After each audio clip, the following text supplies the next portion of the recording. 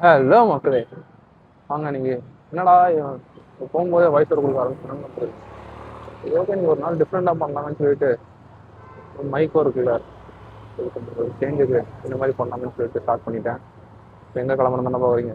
வேறு எங்கேயும் இல்லைங்க, ஜிம்முக்கு தான். ஜிம்மில் போயிட்டு ஒர்க் அவுட் பண்ணுற வீடியோ அங்கே போய் ஸ்டார்ட் பண்ணுறேன். ஸோ நீங்கள் கொஞ்சம் டிஃப்ரெண்ட்டாக பண்ண போகிறேன். இந்த vlog கொஞ்சம் டிஃப்ரெண்ட்டாக தான் இருக்குது. ஒன்றும் இல்லை, இந்த எடிட்டிங்லாம் நீங்கள் பண்ண மாட்டேன். சரி, ரா வீடியோவாக ஆட் பண்ணுறேன். Let's go to the video. The day start. அவங்க ஜிம்லேருந்து கண்டினியூ, ஜிம்லேருந்து என்ன கண்டினியூ பண்ண உடனே பார்க்குறீங்களா? வேறு ஒன்றும் இல்லை, க்ளீன் அண்ட் ஜெர்க்.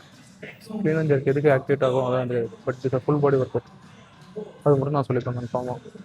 ஃபுல் பாடியும் நல்லாவே ஆக்டிவேட் ஆகும்.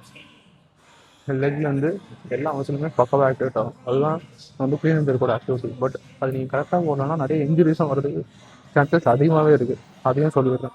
அதுக்கப்புறம் நான் சொன்னேன், இவன் என்ன சொல்கிறான், இவனுக்கு என்ன தெரியும்னு சொல்லாதீங்க, என்னை பற்றி சொல்லாதீங்க. அதுவும் நான் முன்னாடி சொல்லிடுறேன். அதோட இதில் நீங்கள் வேணுன்ற போட்டிங்க அந்த மசில் கரெக்டாக ஆக்டிவேட் ஆகும். ஆரல்ஸ் பேக் இன்ஜுரி வரதுக்கு நிறைய வாய்ப்புகள் இருக்குது. அதையும் நான் சொல்லிக்கிறேன். இருக்கும் பார்க்கணும். அதை நான் எப்பவுமே வீக்லி ஒன்ஸ் பண்ணுவேன் இந்த ஒர்க் அவுட்டை. என்னன்னா நான் என்ன பண்ணேன்,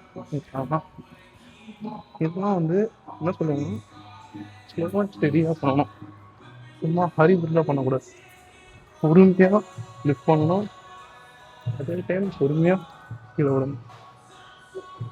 ஃபஸ்ட்டு எடுத்தோடனே மைண்டான புக்ஸில் வரணும். ஸோ அது ரொம்பவே ஆக்டிவேட்டாக இருக்கும். ஆக்டிவேட்